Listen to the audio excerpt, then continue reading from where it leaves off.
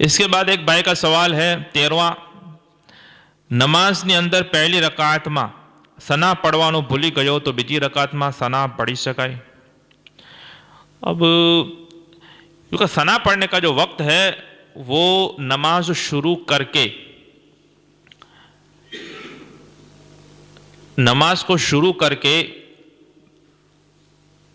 उसका वक्त महल होता है कि तब सना पढ़ते हैं। उसके बाद ताउज़, तस्मिया और सूरह फातिहा वगैरह पढ़ी जाती है।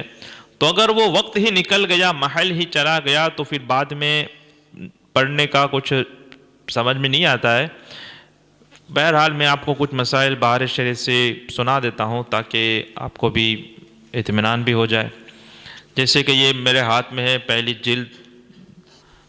जिल्द यहाँ पर है, और हिस्सा तीसरा सफ़ा नंबर 524, उस पर ये मसला दर्ज है यही सना के ताल्लुक़ से। तो फरमाते हैं, अगर सना व अऊज़ु बिल्लाह व बिस्मिल्लाह पढ़ना भूल गया और किराअत शुरू कर दी तो इआदा न करे, यानी कि फिर से वो सना वगैरह न पढ़े।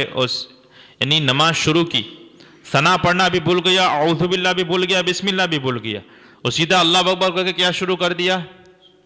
अल्हम्दुलिल्लाहि रब्बिल आलमीन अर्रहमानिर रहीम पढ़ना शुरू कर दिया।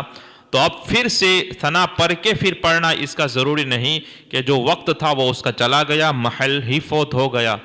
यूं ही अगर सना पढ़ना भूल गया और तावुज़ यानी कि अऊज़ु बिल्लाह शुरू कर दिया तो सना का इआदा नहीं।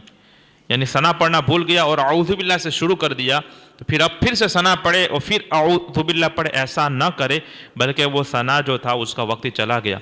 तो ये पहली रकात के शुरू में ही ये हाल है कि सना अगर छूट जाए तो फिर ताउज़ पढ़ना शुरू कर दे तो फिर सना नहीं पढ़ेंगे, महल छूट गया। और यहाँ पे जो सवाल है उसमें तो यह है कि पहली रकात में छूट गया तो दूसरी रकात में पढ़ना, तो फिर वो तो कैसे हो सकता है? ऐसा नहीं हो सकता। हाँ, जो मसबूक होता है कि जिसकी एक रकात छूट गई हो, फिर अब वो अपनी पढ़ने के लिए जब खड़ा होगा, एक रकात छूट गई या इससे ज्यादा छूट गई, अब जब वो अपनी नमाज, अपनी रकातें जो छूटी हैं वो पढ़ने के लिए खड़ा होगा, तो उसमें जो पहली रकात उसकी छूट